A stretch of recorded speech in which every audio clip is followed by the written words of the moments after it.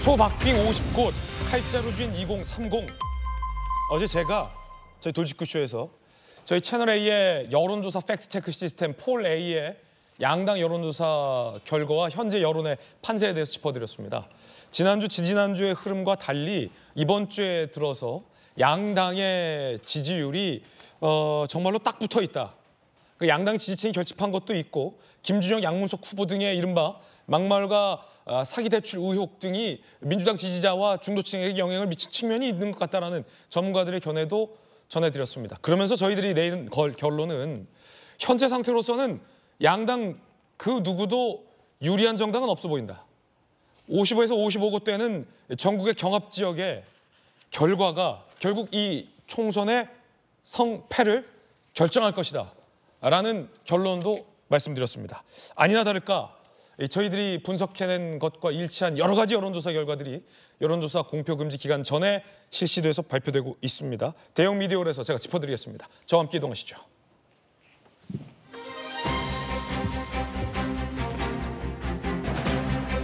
어제 저희 돌직구쇼에서 채널A의 여론조사 팩트체크 시스템 폴A 분석 결과 전해드렸습니다.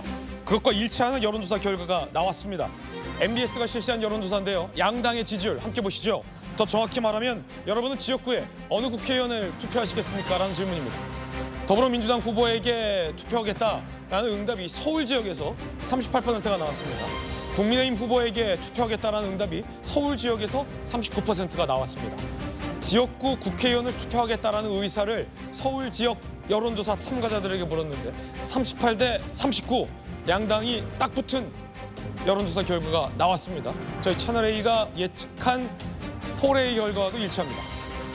녹색정의당 2%, 새로운 미래당 1%, 개혁신당 3%가 나왔습니다. 양당이 상당히 지금 딱 붙어 있다. 적어도 이 서울 지역에서는 선거 여론이 유리한데 우리가 이기고 있는데 라고 말할 수 있는 정당은 없다라는 겁니다. 이걸 의식한 듯 한동훈 비대위원장도 이재명 대표도 우리 당 지금 유리하지 않아요. 우리 당 지금 불리하지 않아요. 라고 각각 밝힌 바 있었습니다. 자, 이번엔 인천 경기의 여론 지형 한번 살펴볼까요? 인천 경기입니다. 인천 경기 결과는 더 흥미롭습니다. 인천 경기는 민주당에게 좀 유리한 것으로 해석됐고요. 각종 여론조사에서도 민주당이 좀 유리한 건 아니냐라는 결과가 나올 때도 있었습니다. 하지만 이 여론조사에서 민주당 38%, 국민의힘 38% 동률이 나왔습니다. 인천 경기에서도 양당 지역구 국회의원 투표를 묻는 질문에서 응답률이 똑같이 나온 겁니다. 38대 38, 서울 지역의 여론 지형과도 같습니다. 자, 그럼 이번엔 부울경으로 가볼까요? 부산, 울산, 경남입니다. 부울경에서 민주당 28%, 국민의힘이 49% 나왔습니다.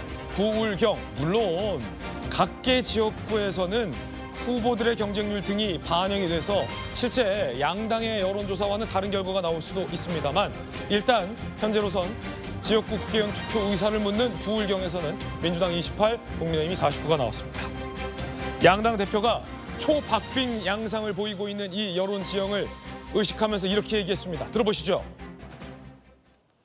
지금의 총선 판세는 말 그대로 정말 살얼음 판입니다. 우리의 판세 분석에 따르면 국민의힘이 전국의 55곳에서 박빙으로 이기거나 지고 있습니다. 그중에 수도권이 26곳입니다. 결코 안심하거나 포기할 수 없는 절박한 상황입니다. 박빙 지역에서 무너져서 개헌 저지선마저 뚝 뚫린다면 대한민국이 정말 많은 사람들이 피땀 흘려 이룬 지금의 성과를 모두 무너뜨리게 될 겁니다. 선정 질서를 위태롭게 할 겁니다. 전국의 박빙 지역이 50개가 넘습니다. 박빙 지역에서 민주당이 지면 과반수가 그들에게 넘어갑니다. 서울의 한강벨트 지금 만만치가 않습니다. 여러분은 혹시 일부 언론에 속아서 승부라고 하는 것이 선거의 승패가 수십 %의 격차로 수만 수천 표씩의 표차로 결판난다고 생각할지 모르겠습니다. 우리는 경험했지 않습니까? 단 0.73% 차이로 이 나라 운명이 갈렸다는 것을.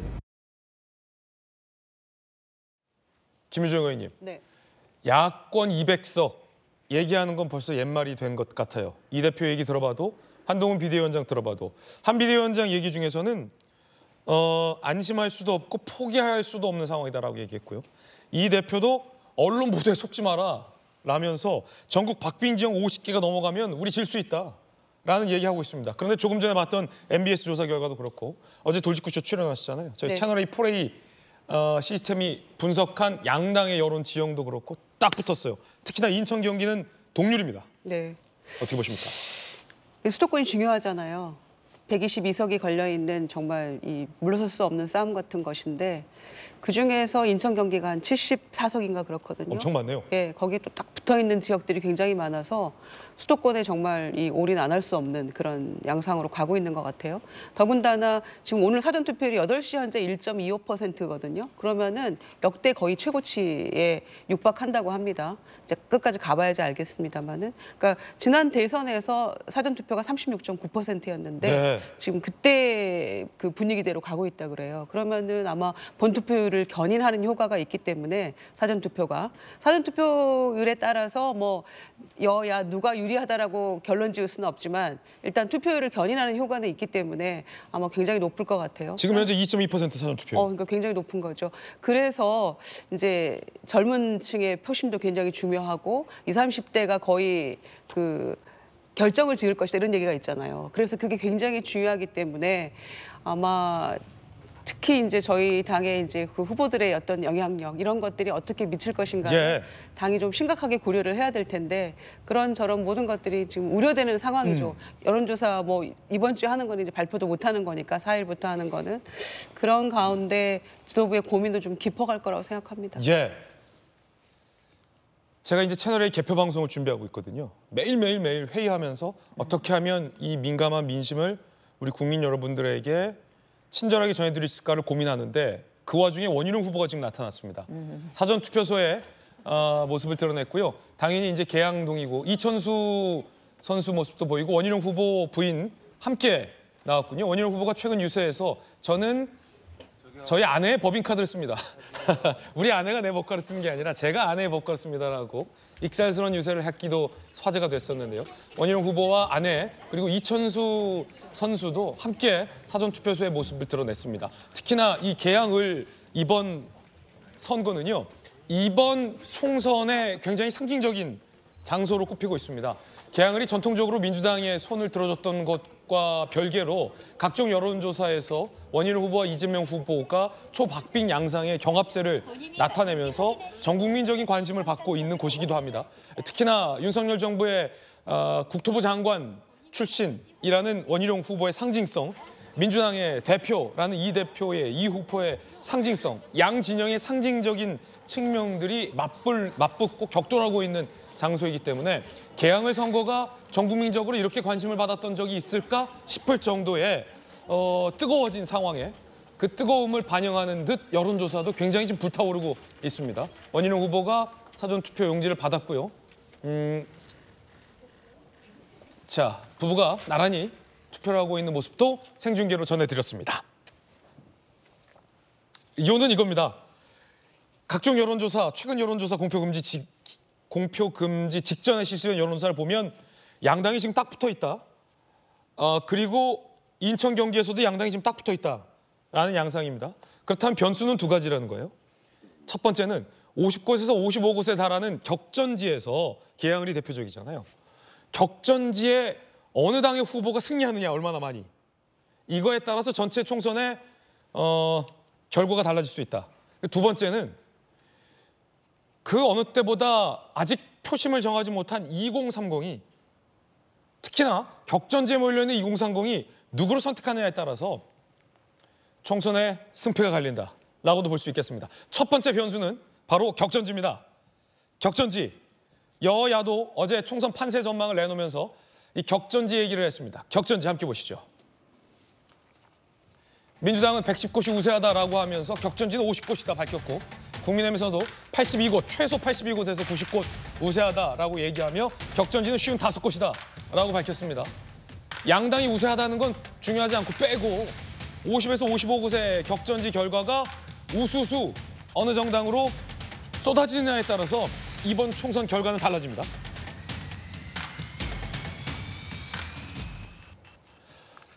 두 번째 변수는 오늘 동아일보를 포함해서 어제 저희 채널의 메인 뉴스 보도도 마찬가지고요. 2030 세대의 무당층이 그 어느 때보다 높다는 분석이 나왔습니다. 함께 보시죠. 이게 또 변수입니다. 보시면 20대 갤럽 여론조사 결과 나 마음 못 정했어요라고 밝힌 부동층 응답자가 58%. 2명 중에 1명 이상이 나 아직 못 정했는데 양당 하는 거 봐서 어느 정당이 좀 잘하나 못하나 보아서 찍겠다가 58%. 30대에 나 아직 마음 못 정했어요가 35%. 그 어느 때보다 2030 이 부동층의 선택이 전체적인 총선 결과를 지배할 수도 있다는 겁니다.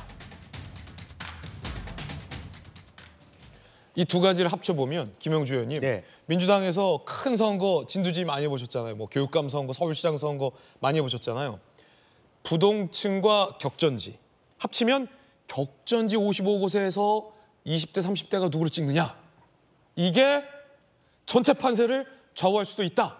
양당이 지금 딱 붙어 있다면 네. 그러면 앞서 말했던 뭐 김준혁 후보의 이대생 성상납 발언, 양문석 후보의 부동산 이런 논란이 아직 마음을 못 정한 2030에게 얼마나 영향을 미칠 수 있을까에 따라서 전체 판세에도 영향을 미칠 수 있다라고도 볼 수 있습니까? 아니면 어제 민주당이 얘기했던 것처럼 김준혁, 양문석은 전체 판세에는 영향이 없다라고 봐야 되는 겁니까? 사실 뭐 5, 60대가 다 어느 정도 이미 자기 마음을 정했다고 하면 네. 이제 남아있는 거는 20대, 30대라고 보여지는데 저분들이 얼마나 투표에 하느냐 하는 것도 관건이 될 것 같고요. 그렇군요. 특히 저 세대는 특히 이제 90년대생이 온다라는 그런 책 속에서 나왔다시피 기본적으로 기성세대에 대한 불신 또 말하자면 그 범죄에 대해서 굉장히 반발 심리가 큽니다. 그렇군요. 그런 면에서 지금 일어나고 있는 양문석 후보의 문제나 김정은 후보의 문제가 특히 20대 여성 표심 어떻게 되겠습니까? 김준혁 후보에 대하여 어떤 대응을 할까? 양문석 후보 특히 이제 막 부동산과 관련된 부분에 대해서 뭐 20대 뭐 남녀를 떠나서 30대 특히. 30대 특히 상당히 많은 박탈감을 느끼게 될 것이라는 것이고. 그런데 지금 사전 투표율은 4년 전 총선보다 1.5%에 지금 2.1%. 네. 그리고 실제적으로 보면 오늘 이제 금요일입니다만은 토요일을 끼고 있기 때문에 특히 젊은 세대들은 내일 같은 경우 투표하고 뭐 야외 활동을 할 수 있다는 그렇군요. 면에서 2년 전 대선보다도 사전 투표가 현재 높습니다. 네, 많이 재고가 높다라고 하는 부분을 볼 수 있고 또 특히 이번에는 60%가 넘게 해외 거주하는 투표율도 높기 때문에 전체적인 투표율이 높아질 가능성이 있다. 그만큼 그렇군요.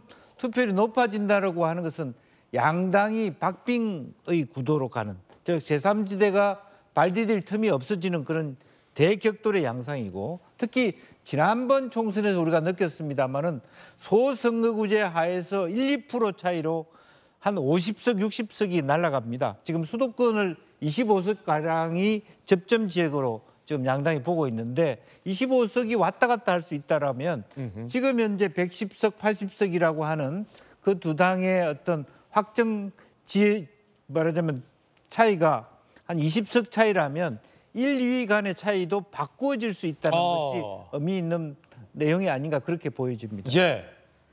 김영주 의원님의 분석 들어봤습니다. 김유정 의원님. 지금 민주당은 40, 50대, 지역마다 차이는 있습니다만은 40, 50대의 지지율이 대체로 조금 더 높은 편이고요, 상대적으로.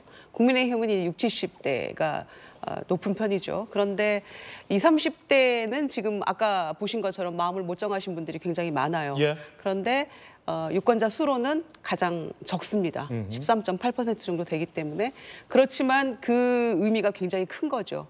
그래서 아까 이제 양당의 어떤 후보들이랄지 또는 어떤 실정에 관한 부분들의 빈틈을 파고드는 전략 같은 거라고 저는 생각하는데요. 예. 그래서 이재명 대표는 카이스트 R&D 예산 4조 6천억인가 깎았다가 이제 내년에는 뭐 가장 큰 폭으로 올린다 이런 이제 얘기들이 막 던지잖아요. 고민 없이 이제 그런 것들을 노린 것이고요.